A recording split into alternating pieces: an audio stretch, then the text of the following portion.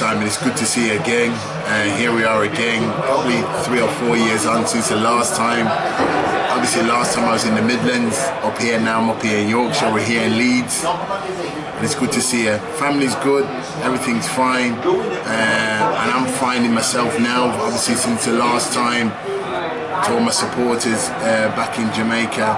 Obviously I suffered a real bout of real serious COVID, which had me hospitalised for a good few days, and I was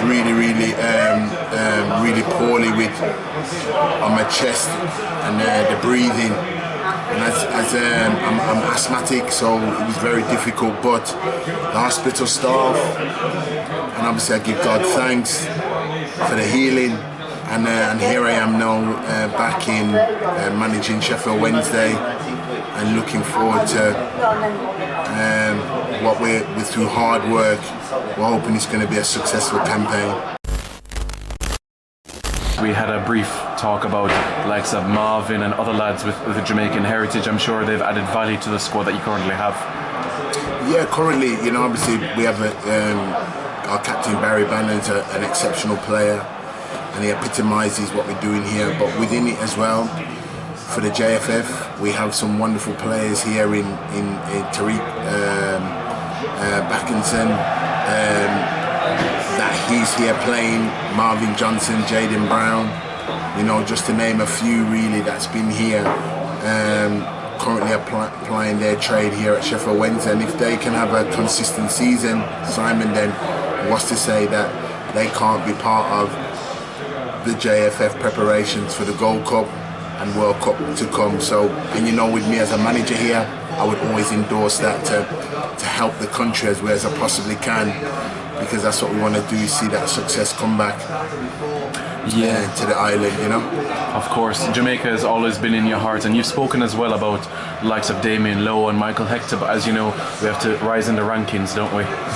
Yeah, and it's wonderful. I think that the opportunity now should be for Jamaica to build that solidity, to build the structure, and now's the time to come where good decisions can be made in terms of the new head coach and the new structure in terms of implementing those younger players, implementing a new system and a style of play, and by gaining momentum in the Gold Cup, can see Jamaica as a country rise up in the rankings, which, as you know and as I know, will present a lot of opportunity for players here on the European shores, which is what we want.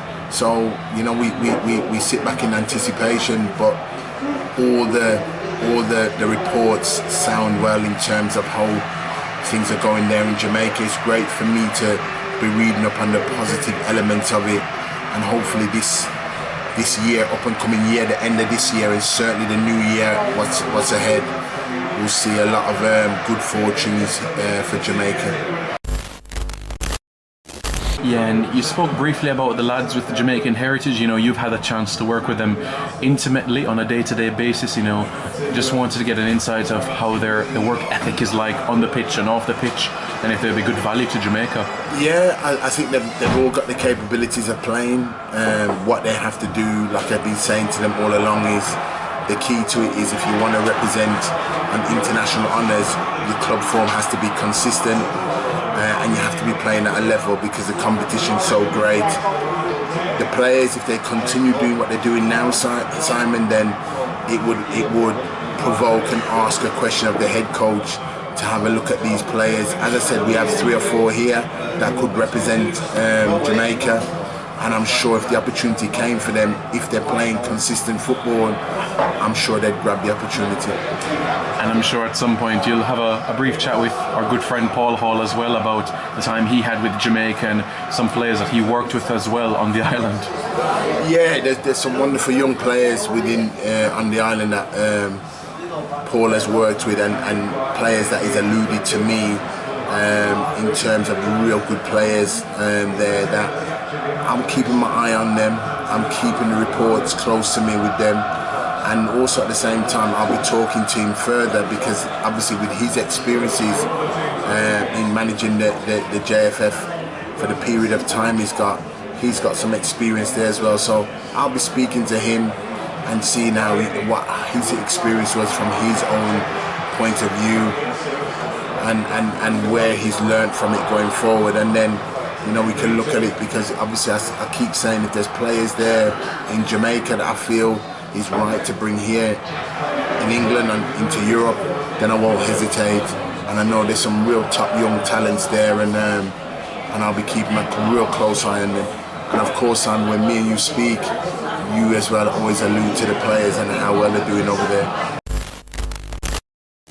Yeah, and you're aware of the deep depth we have in terms of the UK-based players, the domestic-based players. So 2026 is a real opportunity for Jamaica to stamp their authority and qualify for the next World Cup. Exciting, it's really exciting, and qualification. And you know, we look at the Gold Cup to reaching in those advanced stages and looking probably even to go and try and win it. Why not? You know, set the bar high, but certainly as well for the World Cup. I think a qualification into the World Cup is a real serious contender, really, in terms of the young, talented players and the blend of players that we've got available. And I think once, like I said, the structure's in place and everything else, and the development of the squad, there's so much pool of talent to pick from and choose from, right across through the balance of the team, from Premier League right through the football leagues here. So I'm quite excited and buoyed by over the next couple of years for Jamaica, and I think everybody on the island should be really, really excited in terms of the prospects and talent of players and the pool of players that is available to be selected. Obviously, it's just selecting the right ones, but I'm sure those decisions will be made right. As you said, Jamaica is always in your heart, so at some point, long term in the future, will you love to assist Jamaica in any capacity? That might be coaching or any other aspect?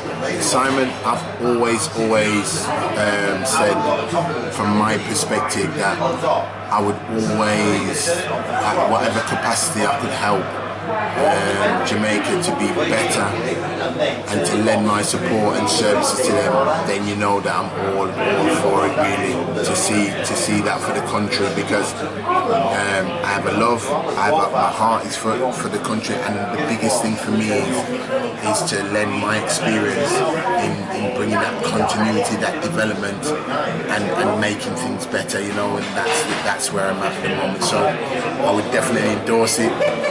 They've known this for many years, and I'll continue to say that. Yeah, and as you know, there's a new man in the hot seat, but I'm sure you'll wish him all the best in this capacity. Absolutely, wish him all the very, very best. And as I said, the excitement for me as well is sitting back and watching and seeing things develop. And all the reports and everything, Simon, all bodes well.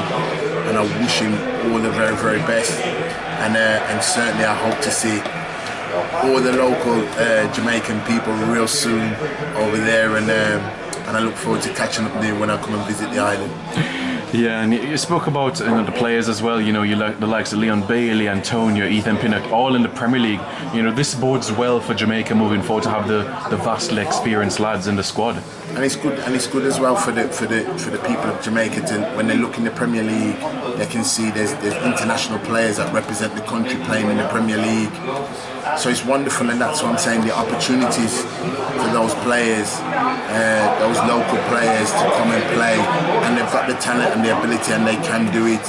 So they mustn't think to themselves that it's not an impossible thing to do, because it's possible. With that work rate, that consistency, that hard work and that dedication is possible. And they're seeing the players playing in the Premier League, and not just playing in the Premier League, doing very well in the Premier League. So it's wonderful to see, and as I said, there's more players here that's probably not got the exposure of the Premier League, that's doing really, really well, and long may that continue. 876